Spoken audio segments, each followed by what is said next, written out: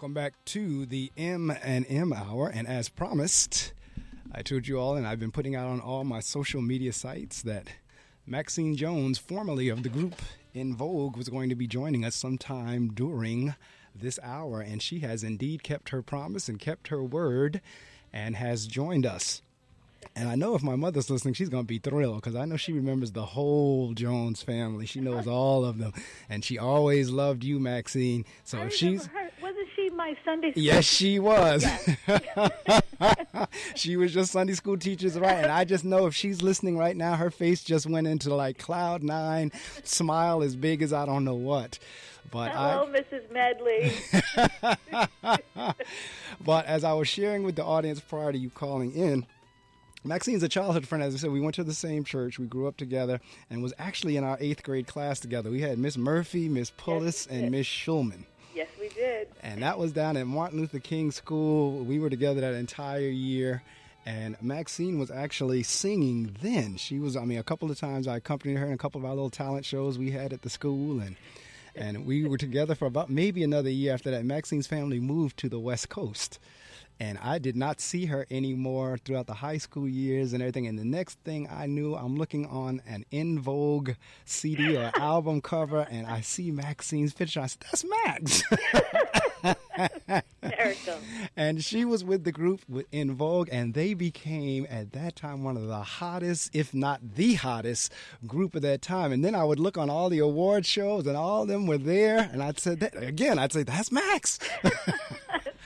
And so, while let's talk a little bit about how that whole thing came about. Because like I said, we were kids together, and there's a few of you from St. Luke that actually went on. Sybil went on. Yeah. You went on. A couple other people that I played for in a company over time. She's passed away now, but was an actress as well as a singer. Michelle Thomas, had the opportunity to work with her for a little bit. So a lot of you are from Paterson. Actually, because, people always say, can anything good come out of Paterson? And of course, the answer is yes. Yes, of course. There's a whole lot of good out of Paterson. Exactly. So a lot of our Paterson, our kids were super talented and went on to do and still go on to do great things. And certainly you were one of them. And so how did that, just quickly, because at this point I asked you on because I wanted to talk about your newest release, didn't I? But, how did you all get together and you wound up being one of the hottest groups in the world? Well, when I left Paterson, I moved to Oakland, California, and I went to high school there and started singing basically a lot more. Right after high school, I joined this group called Traveling Voices out of Merritt College in Oakland, California, under the direction of this woman who's like my mentor, Jacqueline Butler Hairston. And she just encouraged me to be serious about my voice. And from there, she took me under her wing, and I started singing background for all the local talent in Oakland, which was a lot of great people there, too. And I learned a lot and then showed up for the auditions for En Vogue and made it. We were all there, actually, that same day, and we all made the group at the same time. It was kind of like magical, and that's how it all got started. I know it had to be because, playing keyboards and piano, I've had the opportunity to be on stage at a tiny level, at a local level, and sometimes, on a bigger stage. But it's that feeling of being on stage and feeling the energy of the audience feeding back into you. What is that like to do that worldwide? Oh, it's amazing. That's the best part of what I do. That's the greatest part, I think, of what I do, is that particular interaction with the fans like that on stage, delivering it, the music, and touching them inside, and getting that, getting the reaction back. It's like an exchange that happens there. It's pretty cool. I know it has to be, because I know Stevie Wonder said music is a world within itself. It's a language we all understand. And regardless of where in the world that you all went, I just came back from Germany a few weeks ago, Italy and Switzerland, and I would be there, and it was amazing how I would hear the American music being played, even for people who didn't understand English. Mm-hmm. So you all were performing in front of crowds that may not even know what words you were saying. Yeah, that's true. That tells you the power of music, what it can do, I think music is about emotions and spirit. So, and we all share spirit together. So, it's a language we all understand and can relate to. It really is. And again, I have everything that you all did, I had a copy of because I knew you. I said, well, I know her, so I'm going to support that group. If I don't support any other group, I'm going to support that group because I know Max. And then, with Sybil, I did the same thing. I had all of her work. So certainly, because it was just, it's like some of our athletes. I know like with the Giants is Victor Cruz and some other folks that came out of Paterson. It's just this whole pride of knowing that came out of Paterson. They were one of my friends. They were one of my kids, this, that, and the other. So, I would think every Patersonian would have done the same thing, but I don't know if they did or not. But for me, it was just that sense of pride and honor to say, I still have my 8th grade yearbook from Miss Murphy. I could whip that book out and say I could prove that Maxine Jones was in my 8th grade class. Oh, please hide those pictures. Oh. If I see any of those pictures surfacing, I know exactly where they came from. I still had that brown yearbook with the Liberty Bell on the cover. I still have it with us in there. But yeah, we had Murphy, Pullis, and Shulman. Those 3 girls, we were there. I mean, between the 3 of them, they had to, if you combine their ages, it had to be over 200 plus. Yeah, exactly. And they were great ladies. They really were. And I remember I got moved into that class about 2 or 3 weeks into the school year. They transferred me in because that was the top class in the building. That was I guess what we would call now the gifted and talented class. Yeah. We were in that class together, and we had some times in there we really did.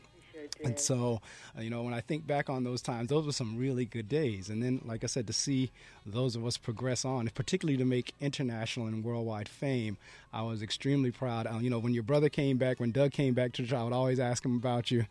And he'd always tell me, he'd keep me up on how things were going with Max and so forth and so on. And then, like we said a couple minutes ago off the air, I saw you a couple years ago at BBQ's. Right. At BB King's, rather. And we didn't get a chance to talk because things were so frenzied. Everybody was trying to get in the back, I heard your voice. That's right, because you all had just stepped into the van. Whenever you all got into the van, I was back like, Max! And you were like, Mark! Yes! I know him. That's Mark! That's absolutely right.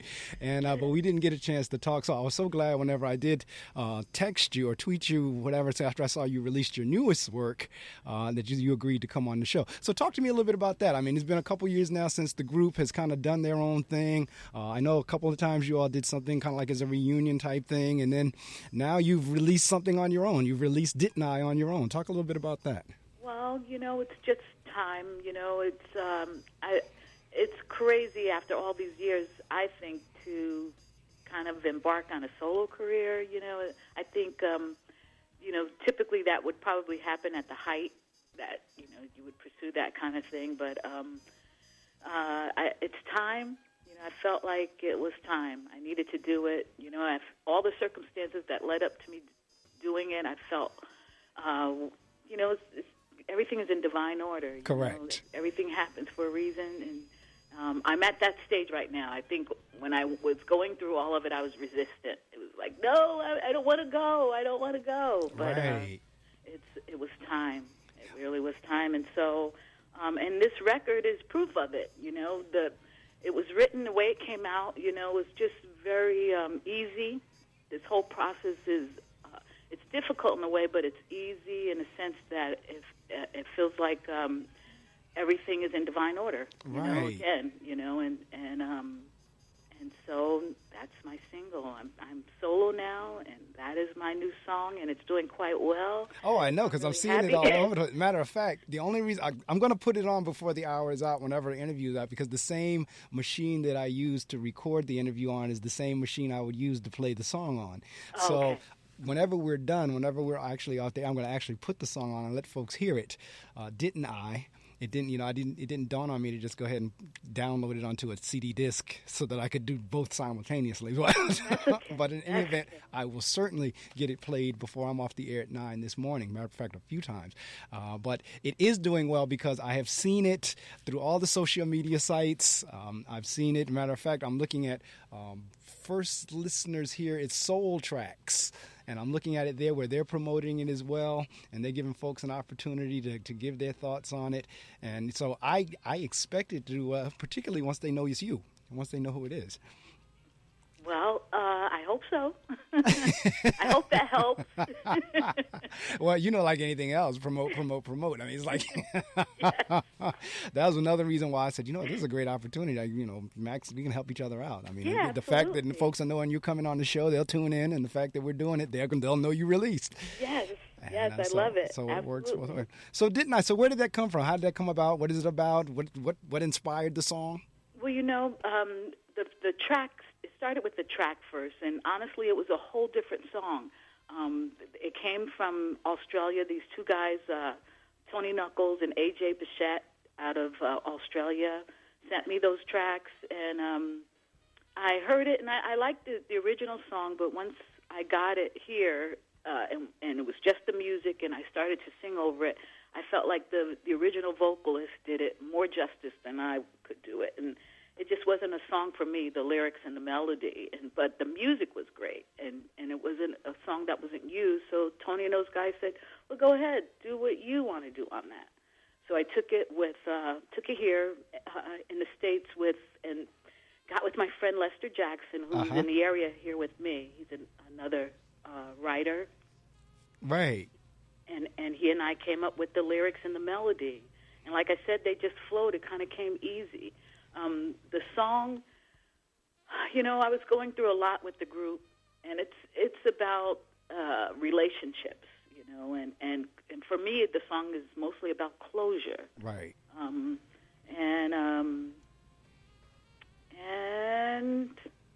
that's basically what inspired the song. I was going through a lot at the time. Right. Personally, and as well as in the group, and it just kind of came out.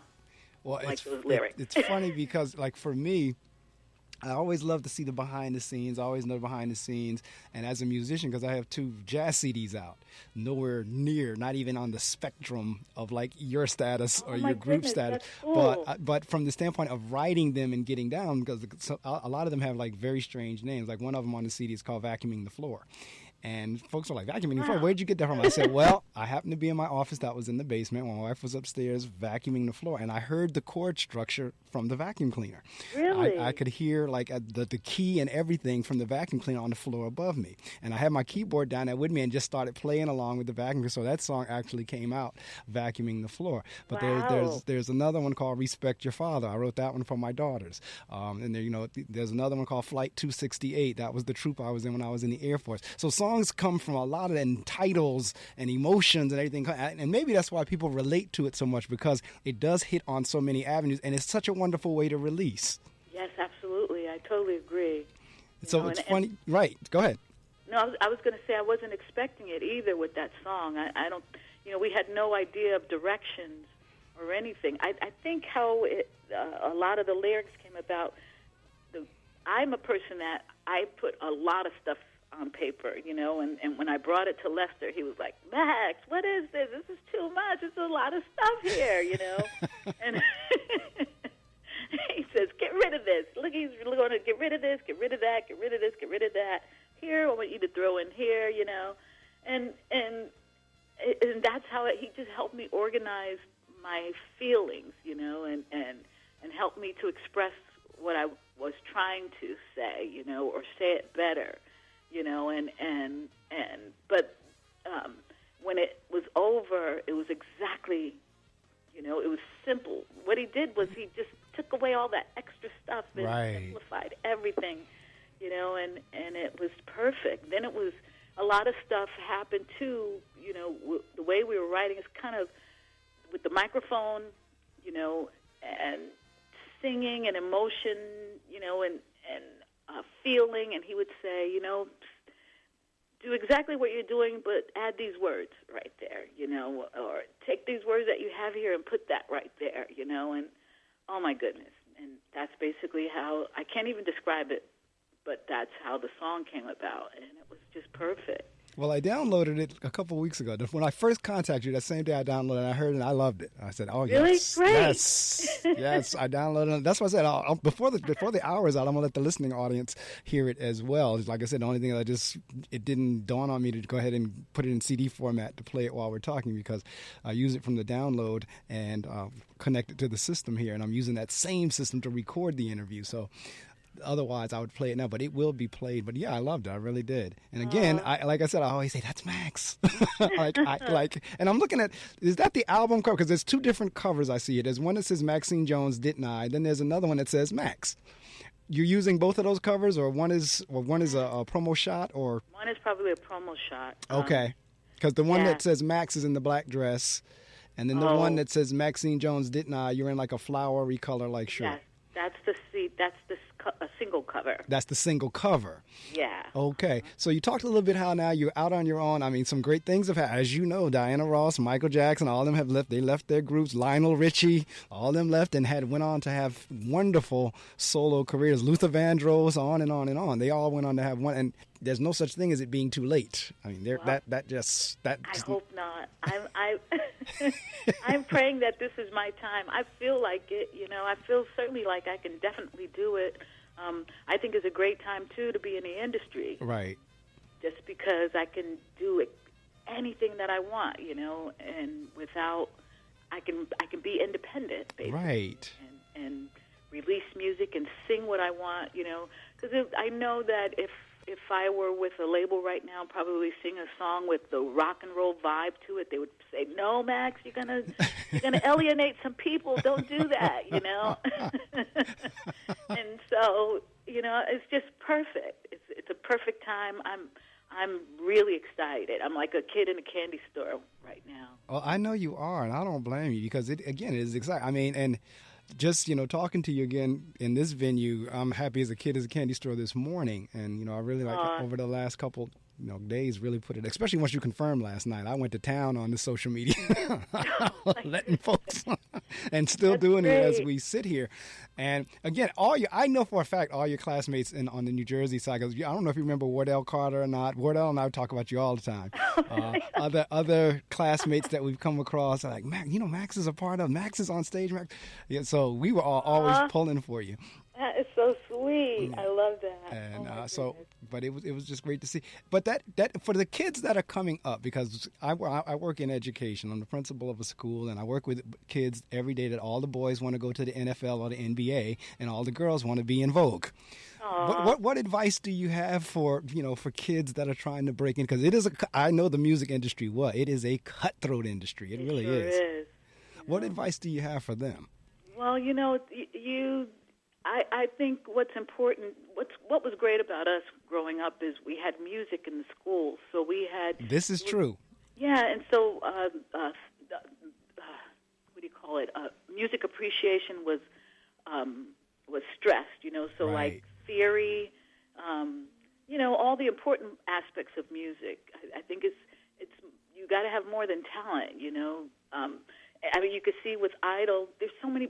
Voice is relative. Right. It all comes from God. It's all good, You put spirit behind it, any voice can sound great, And so there's a lot of us that can sing, And so you need more than that. You got to hone your craft. You right. really got to know. You got to know your music, and then you have to, do what is called artist developing. You gotta. You got to practice. You got to get into musical theater because all of it relates together. You got to, you have to really know your craft, and you got to practice. And I would say, study. It's not about just getting out there and stepping out on stage. It's a lot more than that. I am so glad you said that, because in the first hour, in the 6 to 7 o'clock hour, I interview authors. And the author that I had on this morning, Dee Lawrence, said the exact same thing about writing. And what I need for the listening audience and any children or anybody that thinks they want to be a performer to know, it's work. It is. There's one thing that you see during the performance, whether it's on television or live on the stage, and there's another thing of what you don't see in terms of the practicing and the research and everything else, the choreography, the stage presence, as Max just said, honing your craft. That's the part that you don't see, that people think you just step up on stage and go. Yeah, that's not true. It's not. I mentioned my mentor, Jacqueline Butler Hairston, in the Bay Area. I mean, we were taught music theory. We were taught the history of African American music. You know, she just set a place up so that we could do exactly what we loved. We were members of her group called the Traveling Voices, where we would sing all kinds of stuff, jazz. We had to know everything. We had to know jazz. We had to know classical. That's right. We had to know Negro spirituals. You know, we had to know all of it, and we would act out, you know, little skits that went with the music, which helped us to have stage presence. You know, I was the shyest. You know, all she knew is that I had a sound that was a good sound, a decent sound, and she would stick me up there on stage to sing solo, and I had to go through a lot to get over my shyness, for one thing. Right. You know? And then, you know, and then, you know, I sang background. You know, I wanted to watch and you know, see what was being done and practice. I mean, years before the group. That's right. You know, so yeah. And that's what I mean. Everyone needs to understand about. Anytime you see somebody in the spotlight, you can, and especially if somebody's in the spotlight who makes it look easy, you can rest assured there was a whole lot of work that went on behind that. That anything that looks easy is not. If somebody can make it look that way, you can rest assured a whole lot of work went on behind it. Absolutely. And that's what I don't think a lot of people connect. I think they just think Maxine Jones just struck out there on fame. Like, no, you didn't see the work Maxine Jones. Like I said, and she said it a couple of minutes about us having music in school. We had two music teachers at Martin Luther King. It was Mr. Scondramilio, we call him Mr. S, and Mr. Quecker. Yes. That was our two music teachers. And that's what I'm saying. When I tell you that, you know, Maxine would sing then. They allowed me to play the piano then. So when we did, Rita Nicholson, she was another one in our class. Yes, great singer too. Right. We would do our little shows in the gym. We would do doing the national anthem, Star Spangled Banner, whatever. But all of that fed into, you know, as they move forward in their careers. And all of that, they were doing that when they were kids, and they kept it going. And then once she got to the business, it was a lot of hard work. A group like En Vogue or a solo act that you're doing now, it just doesn't pop up out of nowhere. It takes work. Yeah, it really does. You know, and the great thing about that particular audition was that I made it. There was so many auditions for stuff before that. That's right. I was terrible at. It was like, it just blew the audition, you know, and so just it took a lot I had to go back into the woodshed and do my homework some more, you know, and by the time I got to those particular auditions, you know, I felt ready that particular day, like, right. Okay. You know, see, I'm going to do this day. It's right, and now I see a tiny bit of it now because I know my fraternity, a local fraternity chapter they used to sponsor the Black and Gold Talent Review when we were kids. Now they've changed it to go along with the times to the Black and Gold Idol. So they do have some semblance of like a talent show. But again, back in our time, we had all these little venues. They had the Hal Jackson's Talented Teen Pageant. I know locally we had the Black and Gold that I was just talking about, where kids had an opportunity to kind of express them. This is prior to American Idol and all that coming on TV. A lot of times we were doing it locally at Eastside High School or what have you. And the same thing, my guess would be, that was happening in Oakland whenever you were out there, that you all had the opportunity to expose your talents. And the other thing that I just heard you say was, you know, some of my auditions I blew. In other words, you're not going to always get it right, but you go back to the woodshed like you just said. Oh, yeah, absolutely. You can't give up. You know, if you love it and that's what you want, you know, you can't give up on anything that you love and want like that. And eventually, if you keep at it, you can't help but make it. You know, you get better and better, and that's all. This is true. So while I have you, congratulations on your daughter's graduation. Thank you. Do you, like, whenever you walk around, or if you're around, do people realize, like, wow, that's Maxine Jones? She was one of En Vogue. Do you get that a lot? Or I know back in the time you had to have gotten it during the time the group was really hot. Yeah, absolutely. You know, now I kind of live, it happens here. You know, I live reason because it's just kind of laid back, Right. and it's just easy living. California was a little bit harder, Right. because there was a lot of congestion there, and Right. I was recognized everywhere. Oh, absolutely. I'm sure. Because, I mean, that's a double-edged sword. On the one hand, you're like, wow, I love the recognition. But on the other hand, it's kind of like, man, I can't do anything. Yeah, it's true, Yep, it is. It's a double-edged sword. But it's a blessing. Well, it is. I mean, and wanna again, say that too. because for me, I mean, my thing has always been this. I mean, in terms of fame and stardom, there would be no fame and stardom if it wasn't for fans. So Yes, exactly. if whoever status like that has never really impressed me because I've always seen them as human beings. I'm a human being, Yeah. you're a human being. So my Absolutely. interaction with you has never been, oh my God, I'll never wash my hand again. It's never been that. It's been more or less like, you know what, I really appreciate your work. Well, yeah, absolutely. And plus, we're friends, so that's, Right. Yeah. And that's the way for me, that's the way, if I met Barack Obama, if I met the president right now, I'd be the same way with him. You know what, Mr. President, I'm just very, I like your work or what have you. But it wouldn't be this. I'd be a total fan. It would not be like falling out all over the place. It just wouldn't. I mean, I'm not like that with anybody. But where I'm going with this is, like, you strike me as being very down to earth, that if a fan approached you or whatever, you'd still be able to say hello or how you doing or what have you. Absolutely. And whatever. But some are not like that, though. Yeah. That's Well, some people start believing the hype. Yes, that's it. You put that very well. That's right. They start believing the hype. But it ain't hard to to start believing the hype because everybody's lifting you up. So it can go to your head. So, but I have a lot of things to make me grounded. Trust me. My daughter, for one, my family. And it's just in my nature because I'm just the girl next door. I'm just that girl, that was at Martin Luther King High School. I'm Right. that girl in that yearbook. Right. That's me. And I know that. Yeah, and that is the way to be. It really is. And it's funny you were talking about my mom being your Sunday school teacher. Your uncle Gantz was one of my. He was my favorite Sunday school teacher. Really? When I got to his class, we had. Oh my goodness, I'll never forget Gantz Jones because he was my Sunday school teacher when I got to that teenage class. Oh wow! And he had moved away to New York and everything, and I didn't realize he had passed away until one day I was walking through the church and I saw the bulletin or the program from his funeral. And I went to Reverend Clay and I said, Gantz Jones passed away? He's like, yeah. I didn't know it. Wow. He was my favorite Sunday school teacher, so it's funny that you would say that you remember my mom being your Sunday school teacher. Exactly. But yeah, I'm still there at St. Luke. We're still there. We call it the Luke. We're still there. Wonderful. I still see your family members like the Orrs. Because it's funny, that night whenever we were at B.B. King's, they were there as well. Some of the Orr girls were there. Yep. And I think they were the last set of folks they let backstage because I was right behind them.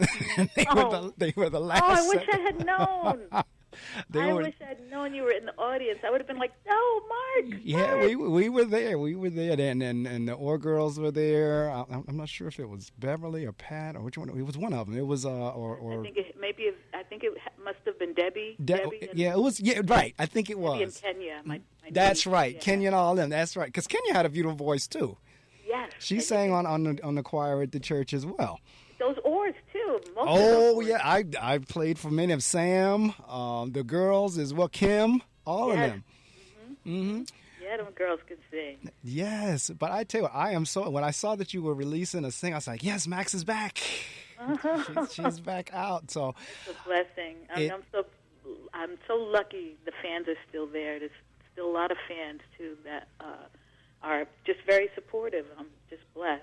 They'll be there. Now, did you all do a book about the group, or I know there's books and magazines. I know magazines. You've definitely been in all of them. But is there a book been done about like life as En Vogue? I'm currently working on one. Actually. Oh, okay. And then I know. Like I said, I love the behind the scenes, so I'm definitely gonna have that. Yes. And then when you're done with that, come back on as an author. Because like I said, if the show is still around, which I expect it to be, we can come on and talk about the literary work as well. Very cool. That's great. So didn't I? All right. Well, you see, my expectation, and I'm going to put this out there on the air, my expectation is that you will do the same thing as Diana and Lionel and Michael and Luther and all of them. That this is going to restart and re-kick. You know, before you know it, you'll be back on those award shows. I'll be looking again saying, that's Max. Thank you, Mark. Oh, you're more than welcome. Thank you so much for joining me this morning. And again, I mean, going back to when I asked you a question about when you go around, it's like for your daughter, is that like, do they constantly hound her like, oh my God, that's your mom? You know, mom, is it, or is it kind of like one of those, yeah, that's my mom, you know, like, yeah, you know? Well, you know, one thing for sure for me, I never wanted her to have any of the exposure, you know, none of it at all, because, you know, it's a little. I was always afraid of just her being exposed and anyone knowing who she was. I mean, you'll never see me posting any pictures of her I don't blame anything like that. I don't blame you at all. I don't want her near my Facebook page. Right. I don't want her near any of that. So, and so for her, you know, she's really like bah humbug. You know, it's like, who are these people? Why are they bothering you, Mom? You know. And then when I'm singing around the house, she's like, can you close your door? You know, the song. Oh my God, the song. Just playing the song in the house. Right. I had to work on the song here at home, and she was always like, oh my God, if I hear that again, I'm gonna scream, Mom.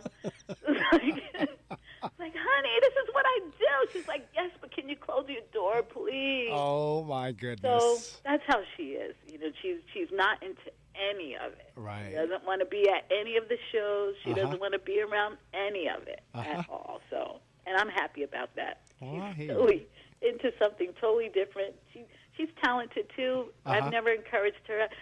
I'm just afraid of the music industry like that when it comes to my child. Well, I'm telling you, it is. I know enough about the business, having been in it and having read enough about the various artists and how, because the other myth is that as the artist or the performing talent that you get rich. And in many cases, a lot of times you don't, because it depends on who your agent is, depends on the publishing house, depends on like a lot of factors. Exactly. So if you read a lot of the Motown artists back in the day, Barry Gordy got most of that money. The artists didn't get too much. Right. That's true. So the business it can be very cutthroat. A lot of what people don't see, because all people know is they see the album cover, they hear the music, they see you on the radio, they see you on the stage. Again, no clue of the business end of the music business. Exactly. That's another aspect of it that you really got to know before you jump into it. You got to know what you're doing. Well, that's why I laugh, because I told you earlier, all the kids want to be En Vogue, or they want to be Beyonce, or they want to be Victor Cruz, or they want to be the next Peyton Manning or whomever. And I always tell them, okay, that's great, that's cool. I want you to be that as well. But I tell you what, if you can't read or write, somebody's going to take all your money. Yeah, it's so true. Somebody's going to get it. Right. If you can't read your contracts and if you can't do the percentages and figure out your money, somebody's going to be taking your money. So you better learn how to read, write, think, and count. Yep, that's so true. Oh, my goodness, is it true? Yeah. Well, I tell you what, Maxine, I have enjoyed our conversation. So have I. It has been a lot of fun here on the air. I'm going to get in touch with you off the air at some point again to chat just to see how things are going.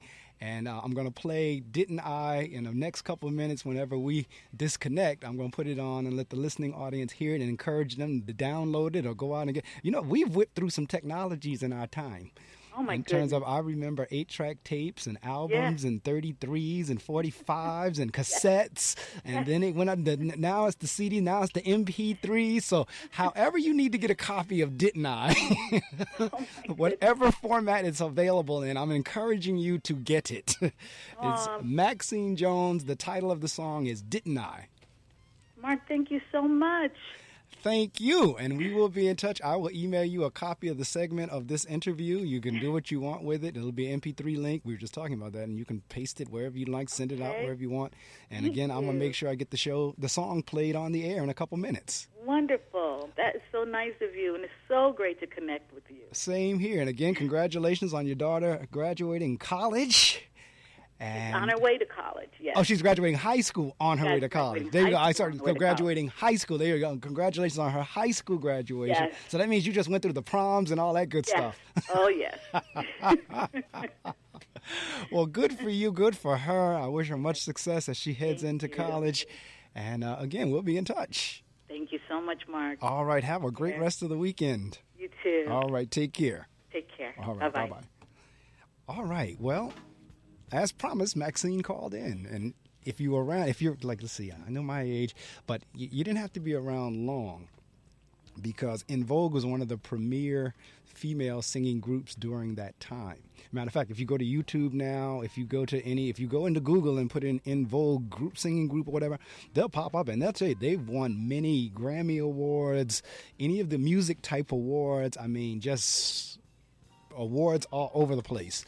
And again, Maxine was a part of those. She was a part of the four. It was four women, four girls. And they traveled the world. They made every award, the NAACP Awards, the American Music Awards, the Grammy Awards, anything. I mean, there was nowhere you could go during the 90s, during that time frame, that En Vogue was not. If they weren't winning an award, they were presenting an award. And if they weren't presenting an award, they were performing. Sometimes they would be on the award shows and do both.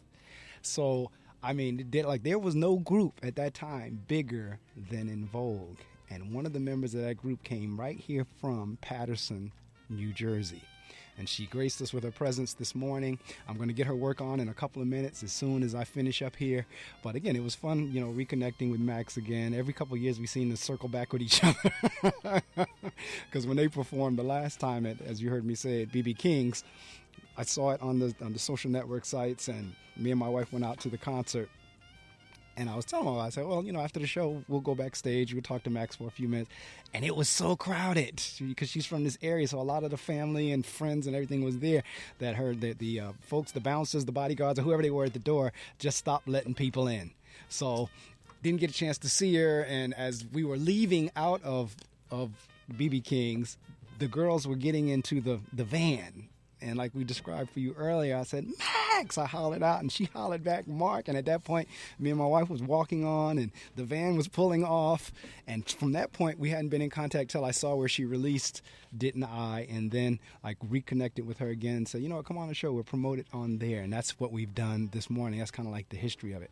So you just never know. For all of you out there who want to write, who want to sing, you never know once you do your due diligence, once you do your homework, once you do your research, once you put in the work and the effort and the time, you never know where it's going to lead you to. It's just a matter of sticking with it.